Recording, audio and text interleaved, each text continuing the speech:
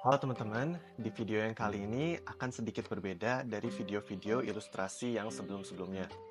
Mungkin kalian terbiasa ngelihat konten kita yang sangat teknis, sangat serius, mulai dari kayak konten-konten di IG, kelas self-learning, sampai program intensif. Tapi nggak jarang, sebenarnya aku dapat DM nanyain, Kak, kalau misalnya aku bener-bener otodidak belajar dari nol, tapi belum bisa ikutan kelas, kira-kira latihannya seperti apa? Jadi di sini aku mau bikin seri baru namanya Belajar Gambar dari Nol.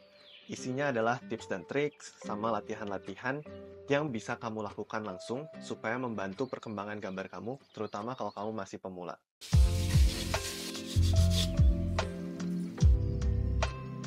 Kebanyakan pemula itu masih ragu-ragu dan masih nggak luwes saat menggunakan alat gambar.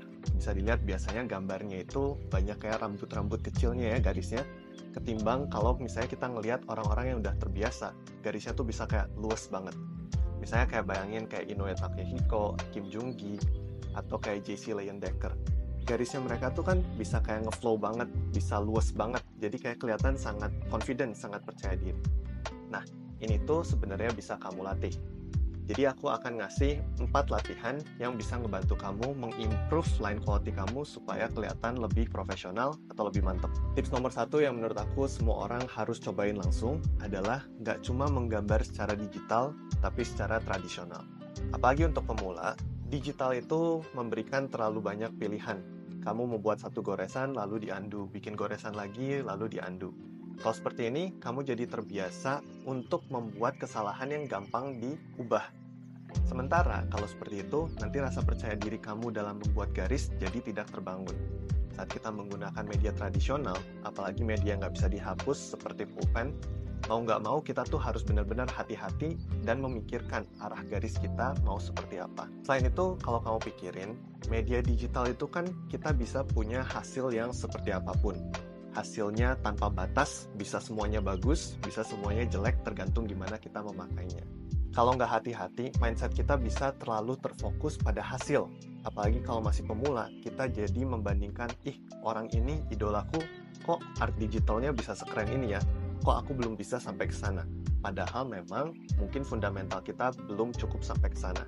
Sementara kalau kita pakai media tradisional, mau nggak mau kita itu harus berinteraksi sama benda-benda secara fisik, entah itu kertas, cat, pensil, dan lain-lain.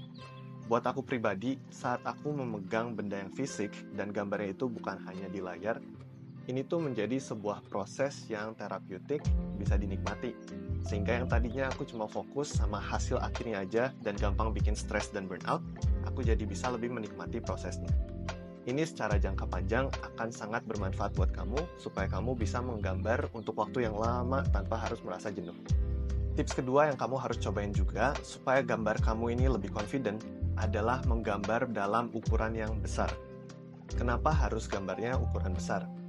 Saat kamu menggambar pada ukuran yang kecil, biasanya kamu hanya akan memanfaatkan pergelangan tangan kamu, atau bahkan lebih parah, hanya menggunakan pergerakan jari kamu aja. Sementara kalau kita menggambarkan dalam ukuran yang besar, kita tuh bisa menggunakan keseluruhan tangan mulai dari bahu, siku, pergelangan, sampai jari. Ngegambar di ukuran yang besar itu bisa cukup mahal ya kalau kita beli art supply-nya. Jadi aku saranin kita pakai hal-hal yang mudah ditemukan dan tidak terlalu mahal. Biasanya aku pakai kertas koran bekas, kardus, atau misalnya kertas-kertas sisa. Salah satu latihan yang bisa kalian cobain adalah menggambarkan garis-garis dasar seperti garis lurus, bentuk lingkaran, kotak. Saat membuat garis lurus, jangan hanya menggunakan pergelangan tangan, tapi bisa dari siku sampai dari bahu. Saat membuat lingkaran, kamu bisa menggunakan pergerakan bahu kalian. Sisanya bentuk-bentuk yang lain adalah variasi dari gerakan-gerakan tangan ini. Cuma, aku sadar latihan ini tuh membosankan banget. Jadi, kamu nggak perlu hanya menggambarkan bentuk-bentuk dasar. Kamu boleh menggambarkan apapun yang kamu mau, boleh menggambarkan karakter, pemandangan, apapun, asalkan kamu menggunakan bentuk-bentuk yang besar seperti yang tadi udah kita cobain bersama. Tips nomor 3, ini mungkin sesuatu yang susah kamu lihat kalau kamu masih pemula. Kamu harus paham yang namanya garis I, C, sama S. Garis I, C, dan S adalah garis-garis paling dasar yang bisa kamu gunakan dalam bentuk ataupun skenario apapun. Paling gampang digambar adalah garis I, yaitu lurus saja. Garis C lebih susah untuk dikontrol karena kalau tidak terbiasa, tingkat kemiringan atau kelengkungannya pun akan menjadi lebih susah. Tentu saja garis S itu gabungan dari garis C dan lebih kompleks untuk digambarkan. Biasanya kita tidak mencoba garis yang lebih daripada C atau S karena mengontrolnya jauh lebih susah. Untuk melatih garis I, C, dan S ini, aku saranin kamu menggunakan foto referensi. Kamu boleh mencontoh foto referensi ini, tapi tujuan kamu bukan membuat gambar yang sama persis seperti referensinya. Di sini tujuan kamu adalah menangkap esensi atau inti dari foto tersebut dengan jumlah garis yang sesedikit mungkin, tapi hanya menggunakan garis I, C, dan S. Jadi contohnya seperti ini.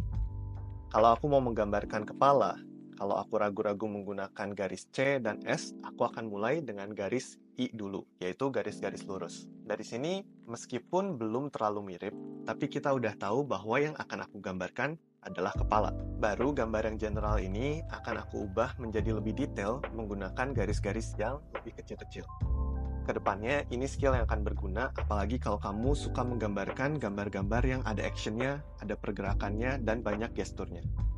Yang terakhir ini tips yang bukan soal menggambarnya, tapi soal pola pikir kamu saat menggambar. Kalau belum pernah coba, kamu harus lakukan yang namanya visualisasi sebelum membuat sebuah garis. Saat kamu men-tracing sebuah gambar dan di bawahnya udah ada referensinya, tentu aja membuat garisnya jadi lebih confident dan lebih gampang. Mindset yang sama akan kita gunakan, tapi kita tidak punya foto referensi. Foto referensinya hanya ada di pikiran kita aja. Jadi saat kita melihat ke sebuah kanvas, bayangin bahwa gambar yang mau kita buat itu sudah ada di kanvas tersebut.